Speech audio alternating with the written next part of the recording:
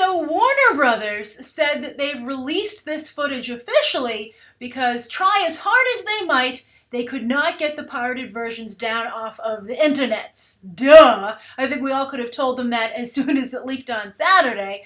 But anyway, they said we didn't want people to be sitting there watching a really bad copy of the footage. So we decided to just, to acquiesce and release it online. But we're upset about it. Just know that and feel guilty while you watch it. Nobody's going to feel guilty watching this.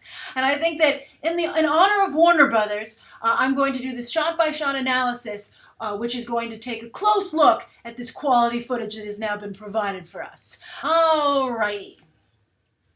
Here we go. Now we open with Amanda Waller, which I actually really like, because I think Amanda Waller doesn't get enough respect outside of comics for being such a serious power player. I mean, this is a woman who makes things happen and has become increasingly influential in the DC universe, and hopefully now the DC cinematic universe. So I want to see her get her due as this really fantastic almost chess player when it comes to these scenarios. And of course, in the comics, she's head of an organization called Checkmate.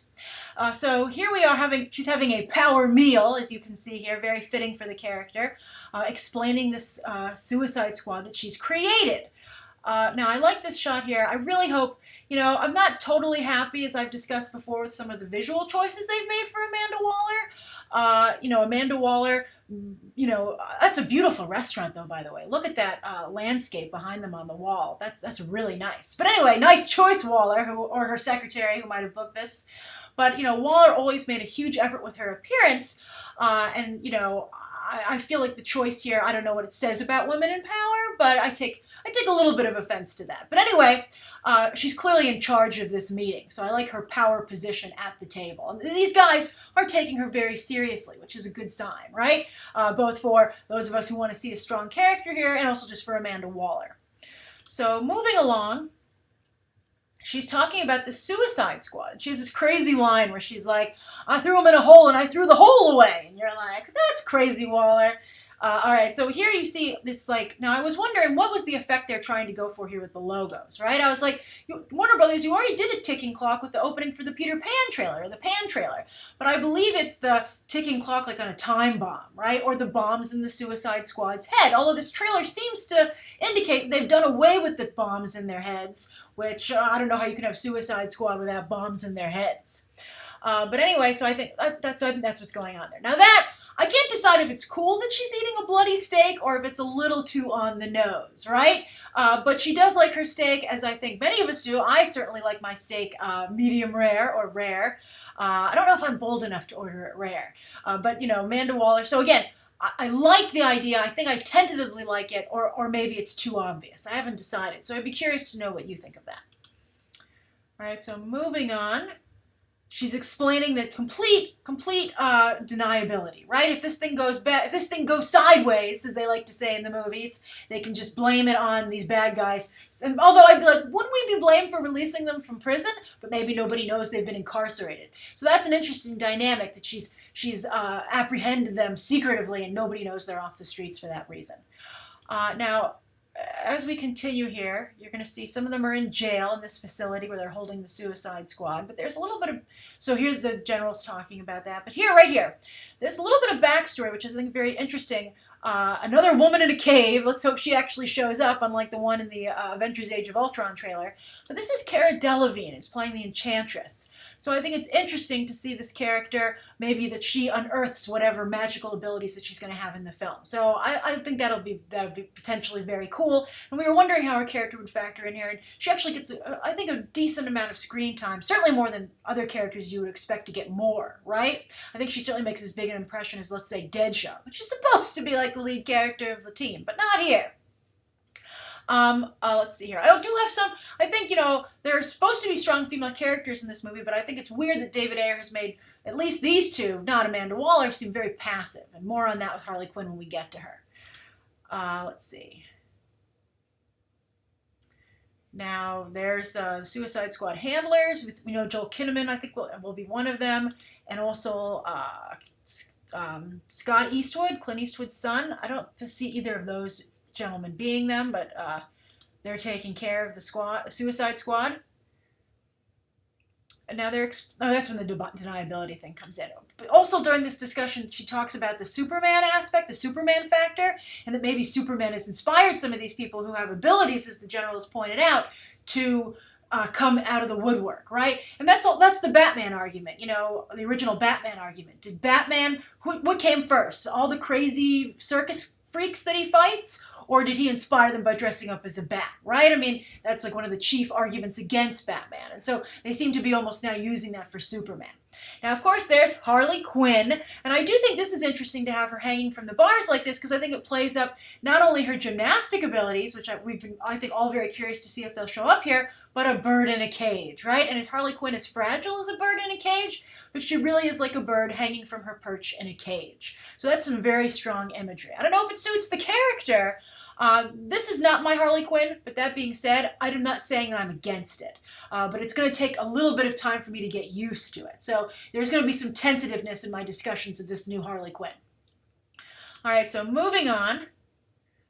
They're going to go and bring her. I don't know if this is just like a work call or they're going to recruit her for the team right here. But also this could be like a Kia video, right? Shia LaBeouf like pops out from the side and he's like, I'm back. Shia LaBeouf actually would be a good fit with the Suicide Squad based on some of his more recent shenanigans. So let's see here. Now here you can see she's got the tattoos, but also this could be one of her more elaborate stripper dances because we're going to see her in her strip club momentarily.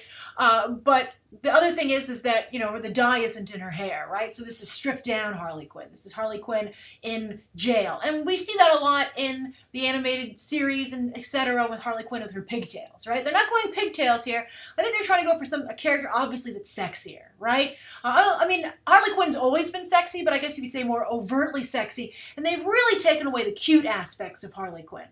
Even the voice isn't as cute. So we'll see how that works with the character and the fans. All right, there's I'm going to continue with my Suicide Squad case files, but that's one of the newer members of the team. All right, moving on. Harley, I don't like this. I don't like Harley Quinn being like, sunlight. I'm like, come on, Harley. Oh, I do like the tattoo on her arm, though. That's fantastic. That looks really great. That's like pure Harley Quinn. But I don't like this reaching for the sunlight. That's too much like a crazy person, right? That's like very like Brad Pitt 12 Monkeys. Although he was more energetic too. I miss the energetic, very like the zingers Harley Quinn. This is more like lobotomized Harley Quinn. Although as I've seen people pointing out already online, that's even alluded to in this trailer. So there's Deadshot working out with his, his other guns. More Harley Quinn playing with her hair. Very different. That's Killer Croc, Hannibal Lecter style. And then you have Harley Quinn asking someone, are you the devil? And who's she talking to? Amanda Waller? Or, there's many people she could be talking to there. Lots of devil candidates. But again, it's not a funny line. It's not a particularly funny line. Harley Quinn never, I think, really seemed lost. At least not, when you first talk to her. Eventually you might feel that she's lost her way. But this, more lost child, damaged person routine is, again, perhaps compelling, but not the Harley Quinn that's been so popular for so long.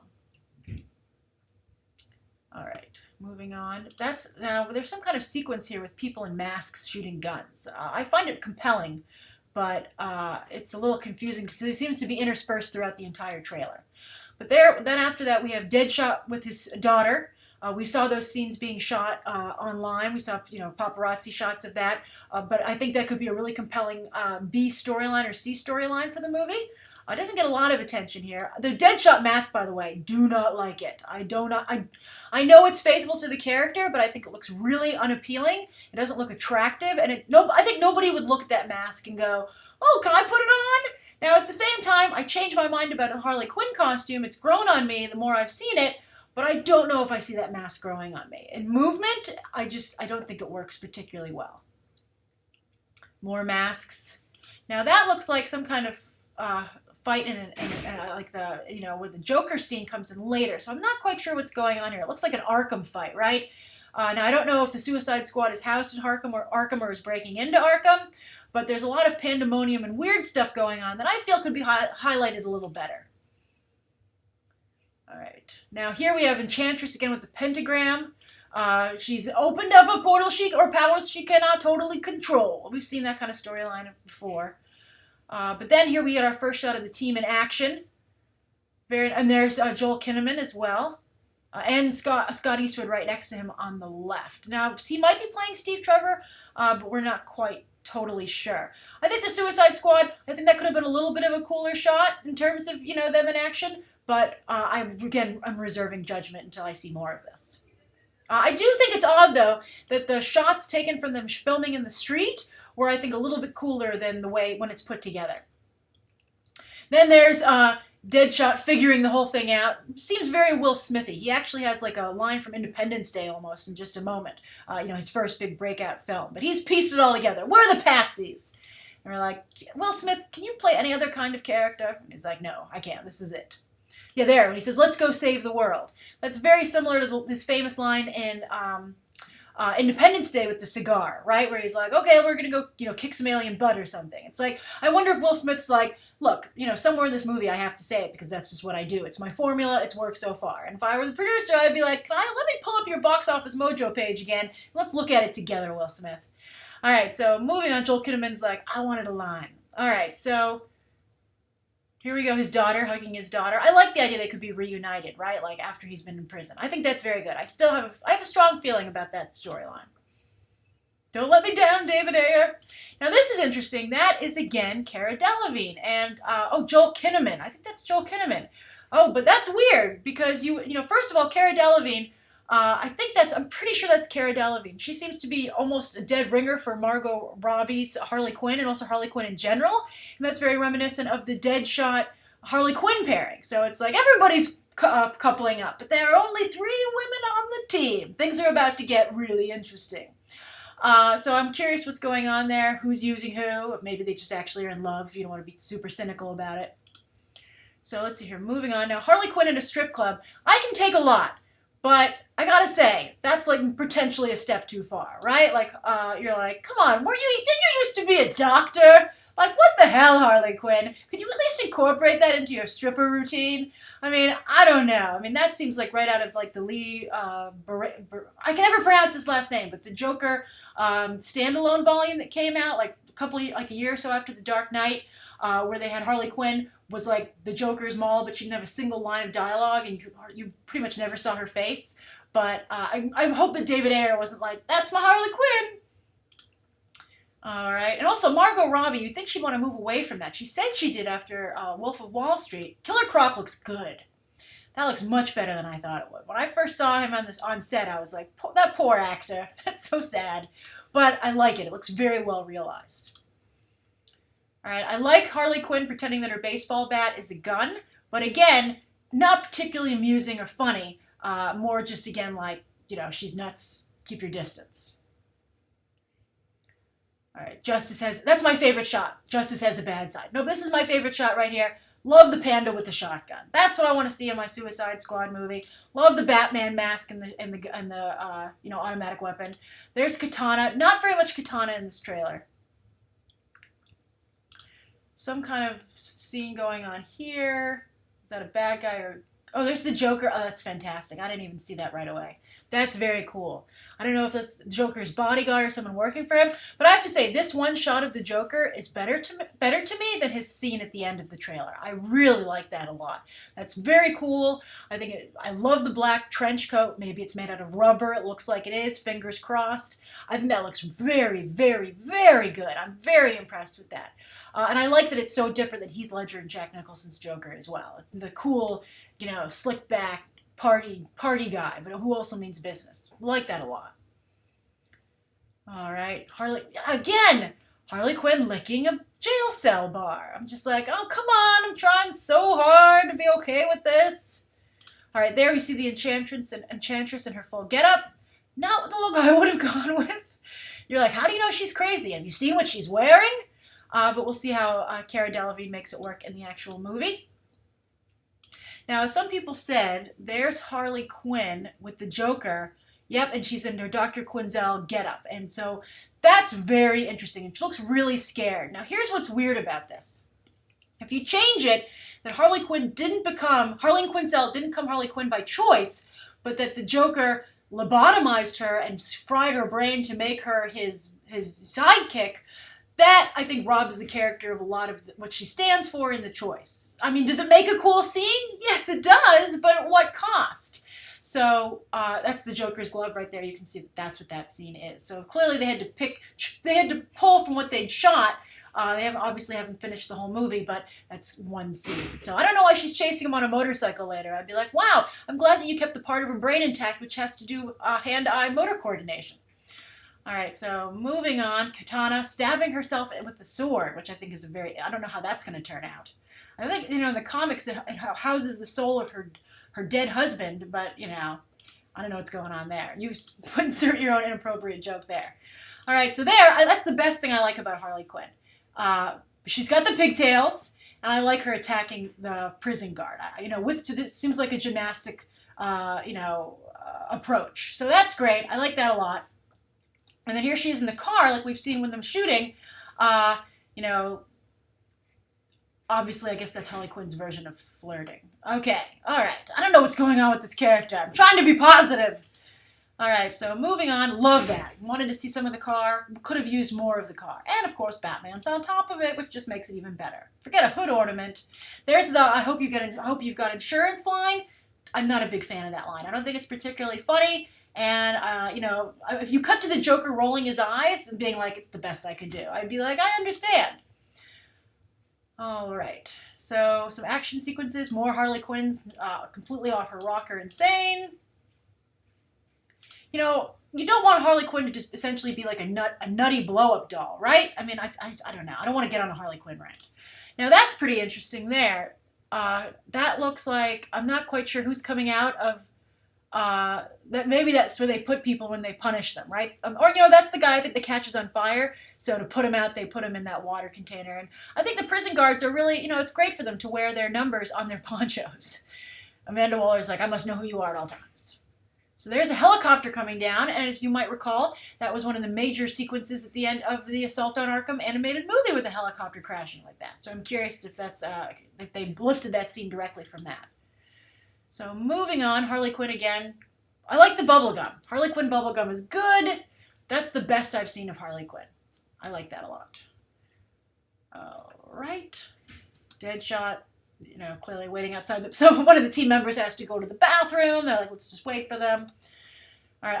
I have to say, I like Jai Courtney's Australian accent. It suits him. Perhaps that's been his problem all along. His American accent just doesn't work for him. I'm curious to see what they do with Boomerang, Captain Boomerang.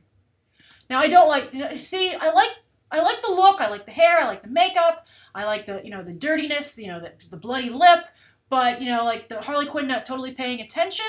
Harley Quinn always pays attention, even when she's pretending not to pay attention. So maybe that's some subtext that just isn't conveyed in the trailer.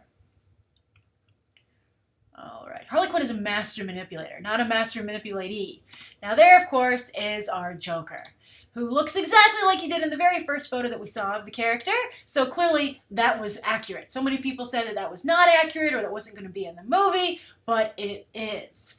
So he's clearly loose in Arkham Asylum, and this, I think, is the other side of that Harley Quinn sequence, where he says, I'm not going to kill you. Now here's the group shot. I don't know why Katana's up front. Maybe they're arranged by height. Let's see here. I'm sure she's not saying she's not going to be a cool character, but I wouldn't put her up front.